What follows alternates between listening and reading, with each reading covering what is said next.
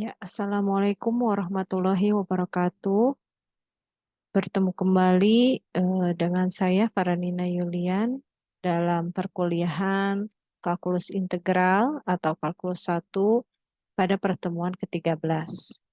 Ya, pada pertemuan ini kita akan mempelajari tentang materi yang pertama adalah pusat massa suatu batang. Definisi 13.1.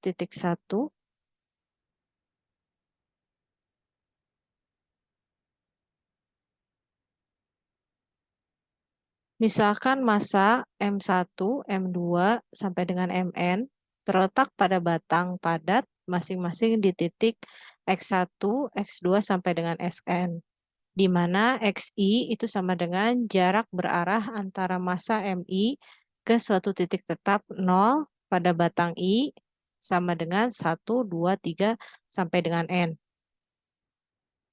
Massa N partikel terhadap titik 0 dan pusat massa N partikel masing-masing didefinisikan sebagai M sama dengan M1 tambah M2 tambah M3 sampai dengan Mn. Kemudian M besar sama dengan M1 kali X1 tambah M2 kali X2 tambah M3 tambah M3 kali X3 sampai dengan tambah Mn kali Xn. Dan X bar sama dengan M besar dibagi dengan M kecil. Sama dengan M1 kali X1 tambah M2 kali X2 tambah M3 kali X3 sampai dengan Mn kali Xn dibagi dengan M1 tambah M2 tambah M3 tambah sampai dengan Mn. Di sini keterangannya berat itu sama dengan M kali G Newton atau kilogram meter per determinan pangkat 2. Dan massanya sama dengan kilogram. Kita lihat di sini contoh 1. Pada suatu garis terdapat massa M1 sama dengan 4, M2 sama dengan 6, dan M3 sama dengan 9. Yang pada titik-titik X1-nya sama dengan 2, X2-nya sama dengan negatif 2, dan X3-nya sama dengan 1. Tentukan pusat massanya. Nah, di sini kita gambar dulu. Gambarkan, kita tempatkan M2, M3, dan M1, kemudian titik X2, X3, dan X1. Selanjutnya adalah massa partikel 3 adalah M sama dengan M1 tambah M2 tambah M3 sama dengan 4 tambah 6 tambah 9 sama dengan 19. Kemudian momen 3 partikel terhadap titik 0 adalah momennya sama dengan M1 kali X1 tambah M2 kali X2 tambah M3 kali X3. Nah, kita masukkan nilai-nilainya sehingga setelah kita hitung hasilnya adalah 5. Jadi pusat massanya adalah X bar sama dengan momen dibagi dengan massa yaitu 5/19. Selanjutnya adalah definisi 13.2. Suatu batang padat ditempatkan di antara X sama dengan A dan X sama dengan B. Jika rapat massa batang di titik X, di mana X-nya lebih besar sama dengan A dan X lebih kecil sama dengan B, adalah rho pada X, di mana rho continue pada selang tertutup A, B, maka yang pertama adalah massa total dari batang adalah massanya sama dengan limit norm P mendekati 0, sigma I sama dengan 1 sampai N, rho pada CI kali delta XI sama dengan integral batas atas B, batas bawah A, rho pada X dx. Yang kedua adalah momen massa batang terhadap titik 0. Adalah momen sama dengan limit norm P mendekati 0, sigma I sama dengan 1 sampai N, CI rho pada CI kali delta XI sama dengan integral batas atas B, batas bawah A, X kali rho pada X dx. Kemudian yang ketiga adalah pusat massa batang. Adalah X bar sama dengan momen dibagi massa sama dengan integral batas atas B, batas bawah A, X rho pada X dx dibagi dengan integral batas atas B, batas bawah A, rho pada X dx. Nah, selanjutnya adalah contoh 2. Diketahui kerapatan massa suatu batang di setiap titik yang jaraknya X satuan dari ujung kiri batang adalah 4X tambah X kuadrat gram per sentimeter. Hitunglah massa total, momen massa, dan titik pusat massa dari batang tersebut antara X sama dengan 0 dan X sama dengan 3. Nah, di sini penyelesaiannya pada soal di atas, rho pada X itu sama dengan 4X tambah X kuadrat kontinu pada selang tertutup 0,3. Maka massa total batang adalah, kita masukkan ke dalam rumus, yaitu M sama dengan integral, nah ini batas atasnya dan batas bawahnya ya, yaitu 3 dan 0. Fungsinya 4X tambah X kuadrat dx. Sehingga kalau kita integralkan hasilnya menjadi 27 gram. Selanjutnya adalah momen massa batang. Di sini momen massa batang yaitu integral batas atas 3, batas bawah 0, X kali fungsinya 4X tambah X pangkat 2 dx sama dengan, nah setelah kita kalikan, jadi fungsinya 4X kuadrat tambah X pangkat 3 dx. Nah, setelah diintegralkan hasilnya menjadi 56,1/4 gram. Lalu yang terakhir adalah pusat massa batang, yaitu X bar sama dengan momen dibagi massa. Hasil tadi kita sudah hitung, momennya 56, 1/4 dibagi dengan massanya 27, hasilnya adalah 1518, 3/4. Nah, selanjutnya kita ke subbab yang kedua yaitu pusat massa suatu keping. Definisi 13.3. Momen massa dari suatu partikel bermassa M yang berjarak L satuan terhadap sumbu S didefinisikan sebagai MS sama dengan M kali L. Pusat massa N partikel adalah suatu titik di mana sistem tersebut dalam keadaan seimbang, yaitu titik X bar, Y bar dengan X barnya itu sama dengan momen Y dibagi dengan massa dan Y barnya adalah momen X dibagi massa, di mana momennya itu adalah M1 tambah M2 sampai dengan Mn. Nah, kita lihat contoh selanjutnya yaitu contoh 3. Diketahui 5 buah partikel dengan massa sebenarnya 1, 4, 2, 3, dan 2. Satuan massa yang masing-masing ada di titik 6, negatif 1, kemudian 2,3, kemudian negatif 7,4, dan titik 2, negatif 2. Tentukan pusat massanya. Nah, di sini kita tentukan dulu ini titiknya ya. Ini berarti X, Y ya. Ini X1, Y1, kemudian X2, Y2, X3, Y3, dan yang ini adalah X4, Y4 ya. Sebentar.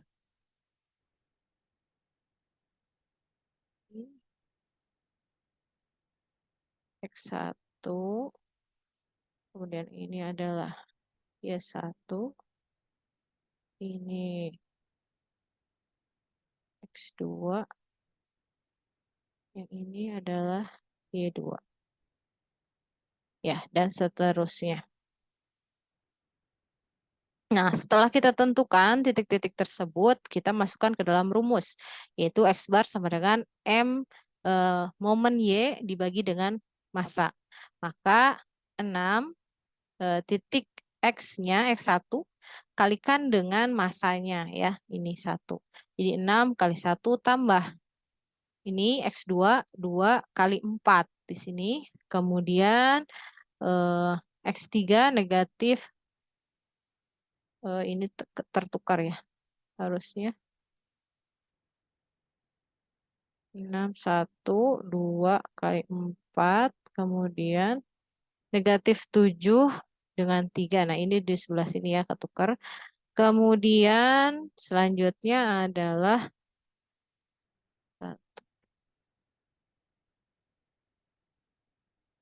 Oh, ini ada salah titik-titiknya ya, ada yang kurang nih di soal.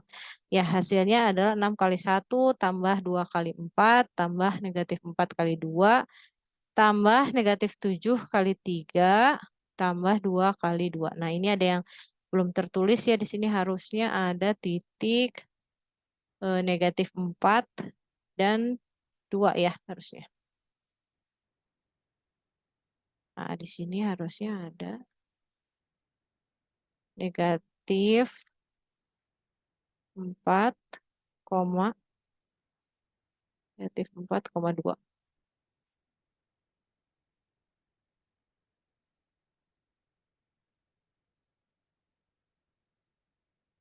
Ya, pas sudah. Benar.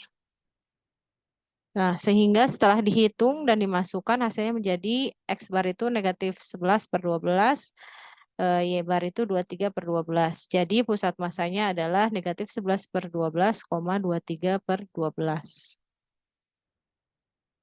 Ya, selanjutnya adalah nilai eksak massa, momen massa, dan pusat massa keping tercapai bila norm P itu mendekati 0. Maka diperoleh yang pertama massa keping adalah M sama dengan limit norm P mendekati 0, sigma I sama dengan 1 sampai N, K kali F pada X bar I kali delta XI sama dengan K kali integral batas atas B batas bawah A F pada X dx.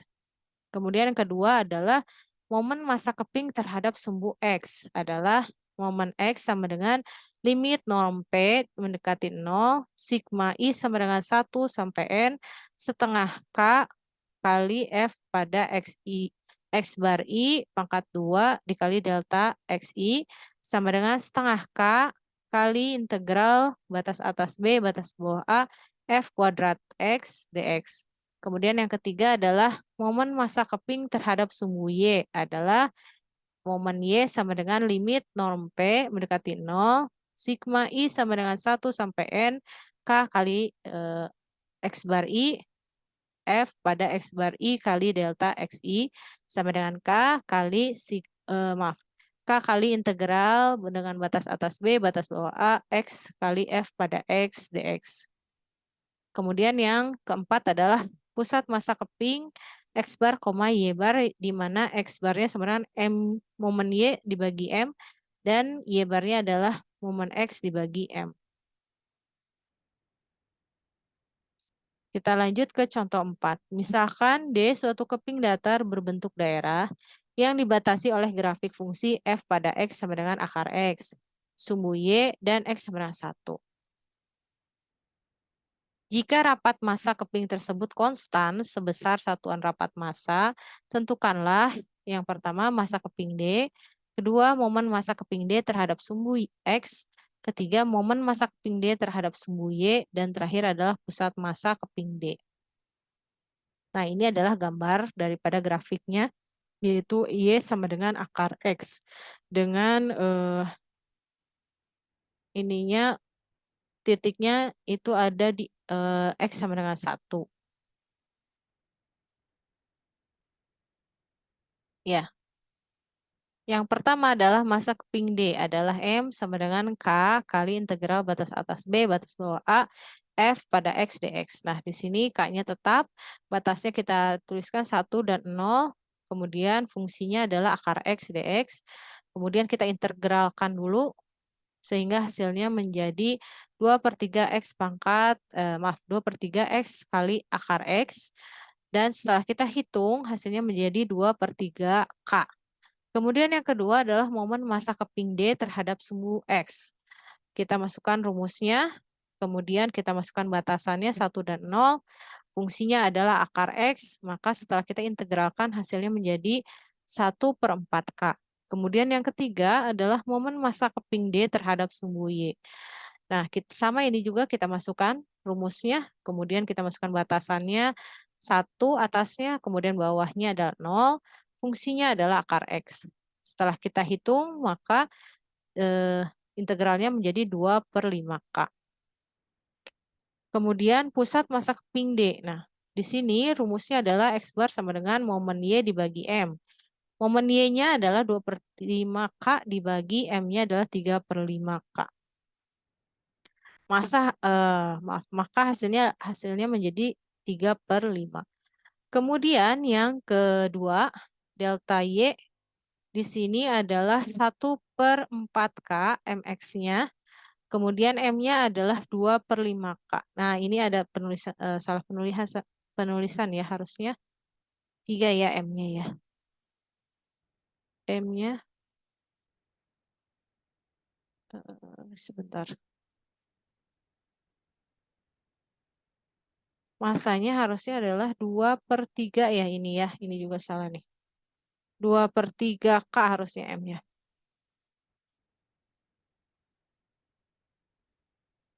2/3K. Ini juga salah ya. Harusnya adalah 2/3K. Oke. Sehingga hasil akhirnya adalah 2/5 dibagi 2/3. Sebentar, coba takutnya salah. 2/5 dibagi oleh 2/3.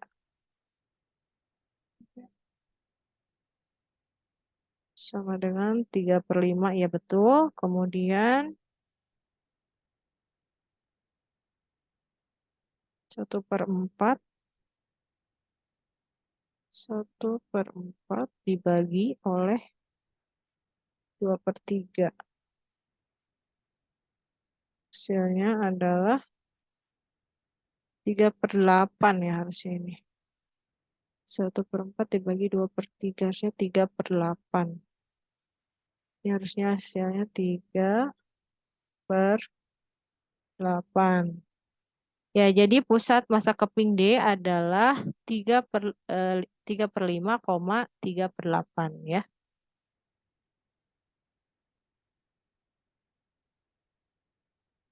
Ya, kita lanjutkan ke contoh 5. Tentukan sentroid daerah yang dibatasi oleh grafik fungsi Y sama dengan sin X, di mana nilai X-nya dari 0 sampai pi. Penyelesaiannya, nah ini adalah grafiknya. Kemudian, karena daerah tersebut simetri pada garis X sama dengan pi/2, maka X bar sama dengan pi/2. Sebab apabila suatu daerah memiliki garis simetri, maka sentroid daerah akan terletak pada garis simetri tersebut. Ya, maka nilai Y barnya itu sama dengan setengah batas atas pi batas bawah 0 sin kuadrat X dx dibagi integral batas atas pi batas bawah 0 sin X dx. Karena setengah kali integral batas atas pi batas bawah 0 sin kuadrat X dx itu sama dengan pi/4, dan integral batas atas pi batas bawah 0 sin X dx itu sama dengan 2, maka Y barnya itu sama dengan pi/8. Jadi sentroid daerah tersebut adalah pi/2, pi/8. Yang selanjutnya adalah teorema 13.1, yaitu teorema Pappus. Jika suatu daerah R yang terletak pada sebuah bidang datar diputar mengelilingi sebuah garis pada bidang tersebut yang tidak memotong daerah R, maka volume benda putar yang dibentuk oleh R sama dengan luas daerah R dikalikan dengan keliling yang ditempuh oleh sentroid tersebut. Kita lihat contoh 6. Periksalah kebenaran teorema Pappus untuk daerah di bawah kurva Y sama dengan sin X, di mana X-nya itu antara 0 sampai dengan pi, dan di atas sumbu X. Apabila daerah ini diputar mengelilingi sumbu X. Penyelesaiannya kita cari volumenya, yaitu pi kali integral batas atas pi batas bawah 0 sin kuadrat X dx, itu hasilnya sama dengan setengah pi/2. Dengan menggunakan teorema Pappus diperoleh L sama dengan luas R sama dengan integral batas atas pi batas bawah 0 sin X dx itu sama dengan 2 dan Y barnya adalah momen X dibagi L sama dengan pi per 8. Jadi volumenya sama dengan 2pi kali Y bar dikalikan L sama dengan 2pi kali pi per 8 kali 2 sama dengan 1 per 2 pi pangkat 2. Ya,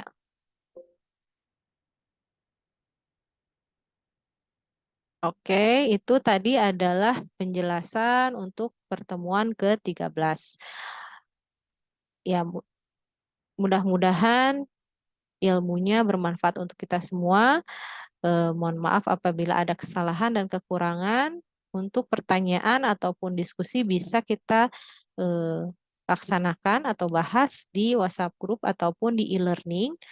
Terima kasih atas perhatiannya. Mohon maaf atas segala kekurangan. Wassalamualaikum warahmatullahi wabarakatuh.